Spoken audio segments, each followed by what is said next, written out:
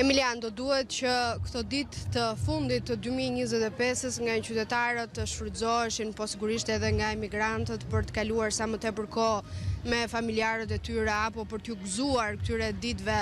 të festave. Megjithatë, politika duket se mendoi fillimisht për interesat e saj. E them këtë sepse pas rezultatit të nëntëshkurtit, ku subjekti i parë Lëvizja Vetëvendosje arriti të merrte vetëm 42% të votave dhe të mos krijonte dot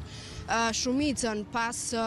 10 tentativave në kuvend dhe 2 herë dështimeve për të votuar të mandatuarin e tyre për kryeministër, po ashtu dështoi edhe të krijonte marrëveshje apo të lidhte, po themi, marrëveshje politike me partitë të tjera të cilat do t'i siguronin numrat. Ndaj kjo ka bërë që qytetarët e Kosovës nesër rreth gati 2 milion qytetarë të drejtohen kutive të votimit, por sikurse edhe ju e cekët, tashmë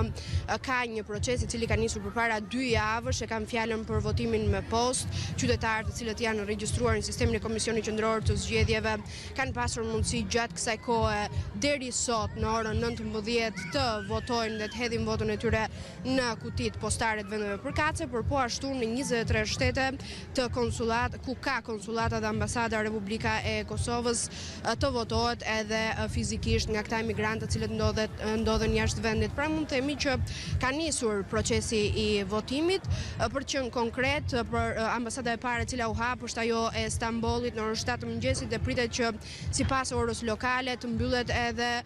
ky proces i votimit në konsullata dhe ambasada në orën 19 edhe në Amerikë, në Ottawa, Toronto, e kam fjalën edhe për pjesën tjetër për Kanadan.